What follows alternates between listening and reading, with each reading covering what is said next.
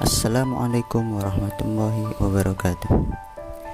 Sebagai seorang muslim, sudah sepantasnya kita berinvestasi sesuai syariat Islam. Karakteristik investor seorang muslim sebenarnya sama dengan para investor pada umumnya. Yang membedakan adalah seorang investor muslim harus memilih saham-saham yang tidak bertentangan dengan syariat Islam, yaitu tidak mengandung riba, maisir, gharar, dan hal-hal yang merugikan salah satu pihak. Contoh hal-hal yang merugikan salah satu pihak seperti short selling, yaitu cara yang digunakan dalam penjualan saham yang belum dimiliki dengan harga tinggi dengan harapan akan membeli kembali pada saat harga turun. Kemudian hal-hal yang dapat memanipulasi harga saham yang digunakan dengan tujuan kepentingan tertentu dan hal-hal lainnya. Kemudian dalam pemilihan saham harus memilih saham-saham syariah yang perusahaannya tidak menjual barang atau jasa yang mengandung perjudian, riba, gharar, dan maisir. Dan juga perusahaan tersebut tidak memiliki total hutang berbasis bunga dibanding total aset tidak boleh lebih dari 45%, dan pendapatan non halal dibanding total pendapatan tidak lebih dari 10%. Jika kita menggunakan akun yang berbasis syariah dalam melakukan transaksi saham, maka saham-saham yang tidak lolos screening syariah tidak dapat dibeli seperti yang saya gunakan dalam MNC Trade. Saham yang tidak lolos screening akan otomatis tercoret meskipun kita dapat melihat rincian sahamnya, tetapi kita tidak dapat membelinya. Kemudian setelah kita melihat saham-saham yang berbasis syariah, hal yang dilakukan seorang investor adalah melakukan tahapan investasi.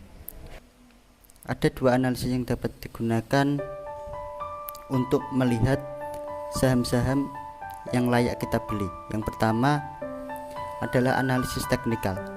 Analisis teknikal adalah analisis yang digunakan untuk memprediksi tren suatu harga saham dengan cara mempelajari data pasar yang lampau, terutama pergerakan harga dan volume.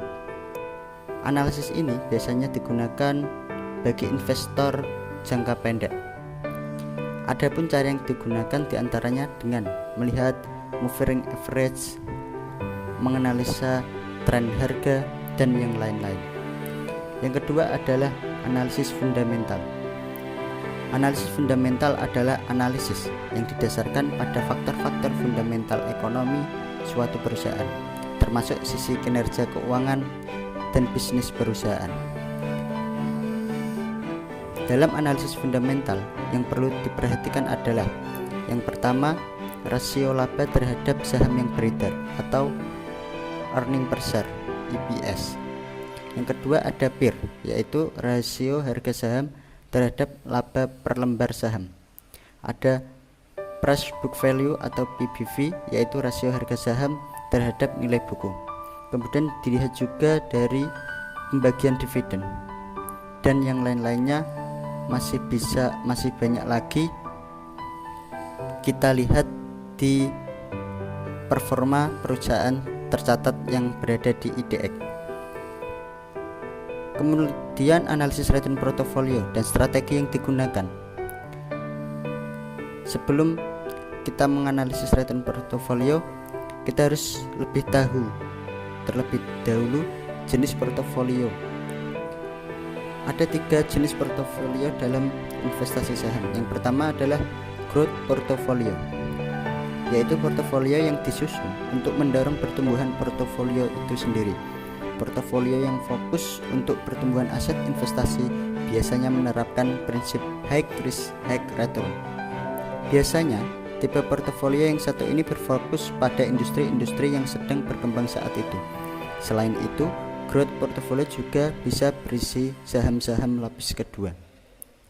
Kemudian yang kedua ada income portfolio. Income portfolio adalah portofolio yang lebih fokus pada pengamanan pendapatan reguler dari investasi daripada capital gain. Pendapatan reguler yang dimaksud bisa berupa dividen yang biasanya dibagikan perusahaan pada periode waktu tertentu. Kemudian yang ketiga ada value portfolio, yaitu portofolio yang dibangun seorang investor dengan membeli saham harga yang lebih murah daripada saham lain di industri yang sama. Biasanya, investor akan menahan saham tersebut dalam waktu yang cukup lama untuk menemukan value yang lebih tinggi daripada saat mereka membelinya. Sedangkan portofolio yang sedang saya bangun adalah portofolio campuran antara income portfolio dan value portfolio, yaitu perpaduan antara menunggu dividen atau menjual dengan memperhatikan capital gain-nya. Sekian yang dapat saya jelaskan. Terima kasih. Assalamualaikum warahmatullahi wabarakatuh.